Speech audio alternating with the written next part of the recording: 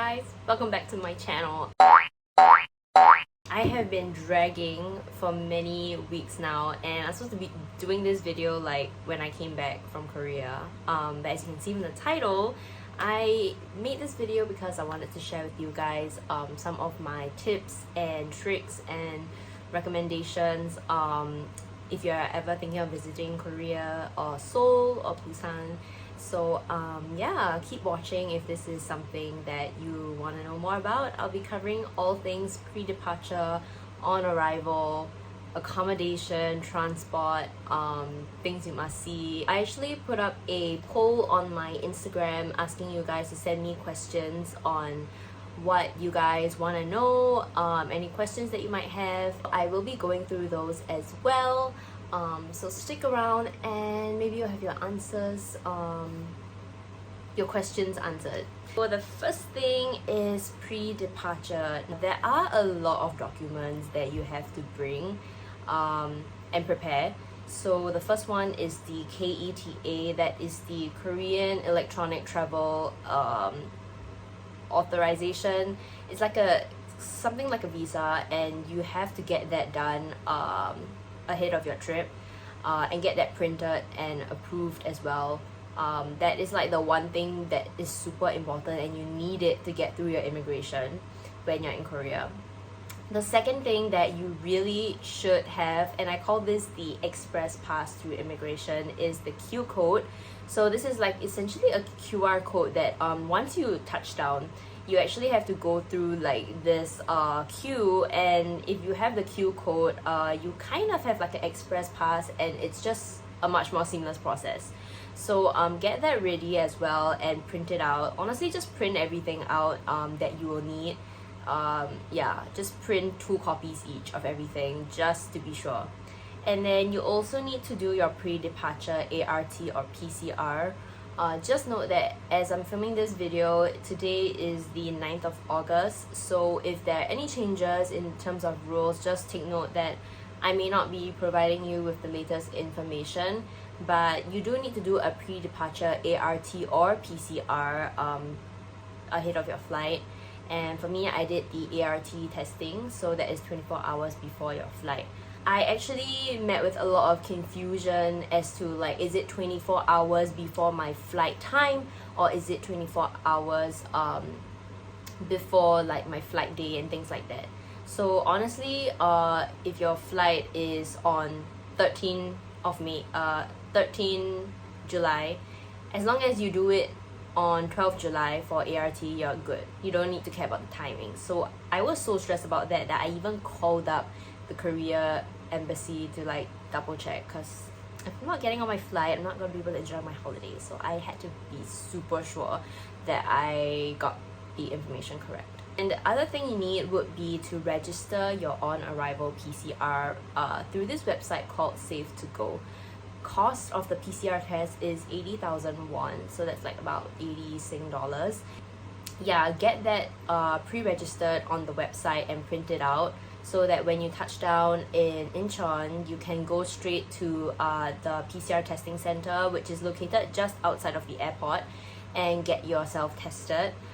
And honestly, it's much easier if you have your booking pre-registered, so you're in this express lane, because they have 2 queues, one for people who already registered and people who are like just going there on the spot. So if you register already, then you can just go in straight away and you don't have to waste any time. And I think a lot of people also wonder, like, do you need a Korean phone number? Honestly, no, you don't. For me, I actually wasn't like entirely sure, so I gave my Korean friend's number to the person there, just in case, you know, they needed to send her my results so that I would know whether I'm positive or negative. But actually, they sent it to your email as well. So if you really need to give them a number, just give your Airbnb host number or your hotel. Yeah. For the PCR test, from what I gathered on TikTok, apparently the East Wing is much faster in producing the results and sending it over to you. So go for the East Wing, I guess. Bring the money for the PCR test in cash, just prepare like the exact amount and pass it to the staff there, because they don't really have change. So just give them the exact 80,000 won that they need. And I guess we are moving on to cash, I guess. So I think for cash, right, largely in Seoul and Busan, honestly everywhere practically uses cashless. So you can get this card called the U-Trip, and you can use this across many other countries in future. So it's not like a one-time use for Korea only. And basically you put in money in your own country's currency, and you can use it as something like a PayWave card. So you can just pay cashless. You tap the card and then you're good to go to pay wherever you go, like be it cafes or you go to Lotte department store, whatever, you can pay using the card, and it auto changes the currency to Korea won. So yeah, and the rates are actually really good. So I do recommend getting yourself a U-Trip card, and it saves you a lot of hassle as well. But that being said, I think you should still bring some hard cash, because if you want to eat at like street stalls, or maybe certain places that do not accept cash, do not accept cards, then you're gonna need to use cash payment. So yeah, just make sure you bring some cash lah. Before your trip, I do recommend that you also download a couple of apps that will be super useful for your trip. So one of them is Naver Maps. I use Naver Maps practically every single day when I was in Korea. So it's basically like your Google Maps, but in Korea they don't really use Google Maps. So I think download Naver Maps, and the good thing is you can bookmark all the places that you want to go. So like, I think my pro tip, right, in visiting Korea is you bookmark like all the places that you want to go, and you can even like color code like the huts, like the pin drops. So like maybe food is like one color, and then like attractions is another color or something. And when you pin drop everything on the map, you can like zoom out and see in a location like what are all the things that you want to do there. So you can kind of like plan your itinerary around that. And I don't know, I think that it made it really useful for me lah. So you can try doing that. I think Kakao Map is also really useful for looking at the train map.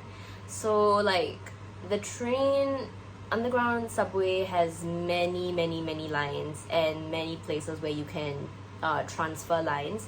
So yeah, I think you don't really need it because you can just look at it when you're at the subway. But honestly, if you download it, then it's just gonna be more convenient in case you need to look at it when you're not at the train station and stuff. So yeah, that's something you can download. I also use Kakao Talk. Yeah, I don't think you need it if you aren't like talking to anyone in Korea. But for me, when I went to uniform rental, so there was this day that I went to Lotte World with my friend, and we went to it's called Iwa uniform rental store. It's like really popular. And something they need is actually like your passport. Like they will hold on to your passport so that you don't like run away with their clothes or something. But at the time we didn't bring out our passports with us. They were in the hotel. So what they do is they do need a picture of like one of your passports, like a picture, like a scan, and then you need to like send it to them. So we sent it to them across Kakao Talk. Yeah, if not, you can probably send them through email and stuff like that. But I don't think it's like a super necessary app, if you ask me. So yeah, on to shopping. So for shopping, right, remember to ask for like your tax refund. Like I kid you not. I guess like, okay, my regret is that I wanted to practice speaking my Korean, right? So I was just like speaking Korean to like people that I wanted to buy stuff from. And when I do that, right, people automatically assume that like I'm Korean or something, because like honestly with the mask on, people just like mistake me for being like a local. So they don't give me the tax refund form and the receipt. So that's when I'm like, shit, that was like a complete mess. So I just had to like go back into all the different shops that I went to and ask for the receipt. Like, sorry, I need the tax refund form, like, do you have it, and things like that, so that they can reprint the receipt for you. So yeah, always remember to ask for it so that you can claim back some cash when you're at the airport. Yeah, when you're leaving the airport, right? I don't think you really need to take a taxi. It's kind of expensive. I take the express train that goes all the way from the airport to Seoul Station in half an hour, I think. So I think that's really worth and also very convenient. You can just like bring your luggage on the train and then you leave it on there, and then there are these like nice seats, pretty much like a KTX. Yeah, and then you just chill for half an hour before you reach Seoul Station. I will say that almost all train stations in Korea are mostly stairs, so you're gonna have to struggle a little bit carrying your luggage up the stairs. But me and my friend were really lucky. We saw like these two. I think honestly we were just struggling with our luggage. Okay, our luggage is just super big, and then like I think these two ajishis, they saw us like just struggling, and then they were like you know, let us help you, and then like they help us carry our luggage up. So seriously, so grateful. If not, I would have died carrying my luggage up the stairs. It's bad. I feel like some train stations, they have lifts, but I don't think all bring you up all the way to the exit. So yeah, it's just really luck lah. So yeah, I think in terms of transport, besides the express train, get the T-Money card. So wait, where's my T-Money card? So this is my T-Money card, and it's basically like an MRT card. Yeah, so you just like top up cash in this thing and you're good to go. You should really get one of these the moment you're in Korea, so that you don't have to keep going to the machine to buy new tickets. Okay, so my trip was like 10 days, right? So I topped up about 20 at first, and then subsequently I top up again. I feel like 50 could be good, 50,000 won. Yeah, and I mean, this card doesn't expire per se, if I'm not wrong, so you can really just keep it and use it on your next trip there and stuff. So I really recommend getting one of these. They have like the basic ones, or they have like the themed ones. So mine is like the BTS one. My friend got the Kakao Friends one, which is really cute. There are a lot of cute designs, and I think you can just get them from any convenience store. So you can go to like CU or like GS25 or whatever and get them. Just ask them for the T-Money card, and hopefully they bring out the cute designs. If they don't, you can just ask if they have any cute ones, and then they will bring out the secret stash, because that's what happened to us. Yeah. And I feel like they need to activate the card. So when I first reached, right, because I actually bought this while I was in the pandemic and I was living in Singapore, I just got someone in Korea to like bring it over. So this was shipped from Korea, and like I haven't like activated the card. So when I was there, I had issues like after topping up, and the card wasn't like going through, like letting me go through the different exits. So apparently it's because they need to activate it first. So make sure like once you're at the convenience store buying a card, or like automatically just ask them to top up some money inside so you get the card started. Yes, and then the third transport tip I wanted to share is to use Rail Ninja when you are booking your KTX. So me and my friend, we went to Busan and we had to book our KTX tickets there, to and fro. And I think Rail Ninja is really easy to use. It's also in English. So yeah, and I think if you want to book your tickets, right, then when you're at the KTX station, all you need to do is go to the counter and get them to print your tickets for you. So on your ticket, it will have like the car number that you're gonna be at and the seat number and things like that. So yeah, it's really convenient. I highly recommend using Rail Ninja. Hey guys, it's Editing Amanda here. I'm gonna be stopping the video at this part because I was editing it and realized that it was getting way too long. I basically recorded this video and it lasted up to like 45 minutes. So this is gonna be part 1 of the video, and I will be uploading part 2 very soon. Yeah, so hopefully you guys will want to check out the second part as well, where I cover like your questions answered and accommodation and things like that. Yeah, and sorry for the wait. There's just a lot of things to edit and I just want to make the video good enough and clear enough for you guys. So yeah, please give this a thumbs up if you enjoyed it, and leave any questions down below if you do have any questions to any part of the video. And yeah, have a good day. Bye.